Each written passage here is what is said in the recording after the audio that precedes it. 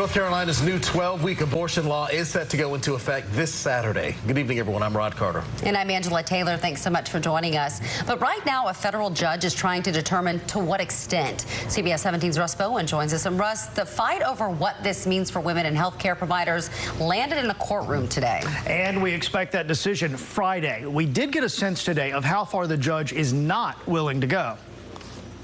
Coming down the steps of the federal courthouse in Greensboro, attorneys had just spent 2 hours arguing for and against North Carolina's 12-week abortion law. Planned Parenthood South Atlantic is asking for an injunction before it goes into effect July 1st. The judge really heard our arguments about the problems with the law. SB 20 was hastily passed. It passed it in about 72 hours or less, and there are just clear unconstitutional provisions. The law is vague, it's internally inconsistent. Judge Catherine Eagles focused on a number of last-minute changes made by the General Assembly that try to clarify confusing parts of the previously passed legislation, including that medication abortions are legal through 12 weeks. Governor Cooper is expected to veto those changes, but so far he is not. With such a delay, any override attempt by legislators could now take weeks. That will allow the full 12-week abortion law that Republicans admit lacks clarity to go into effect Saturday.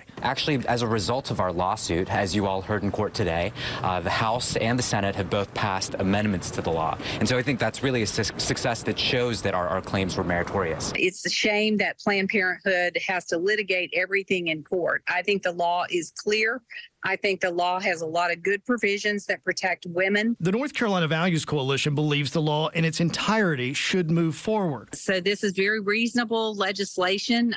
We personally don't think it goes far enough, but we're happy that we're making that first step toward making North Carolina pro-life. Judge Eagles made it clear she will not strike down the entire law, but will consider portions of it. But opponents say the broader context of the law is still a problem. We see maybe confused teenagers, victims of rape and incest, people who live in rural areas and don't have the kind of access to abortion care that many people, in cities may take a little more for granted, not being able to access that care in time. And coming up at 6 o'clock, we'll hear from Attorney General Josh Stein, who says he will not enforce the abortion law, and have reaction from the Republican leader of the state Senate. Michael Hyland, of course, will have that for us again coming up at 6, guys. All right, Russ, good stuff. Thank you.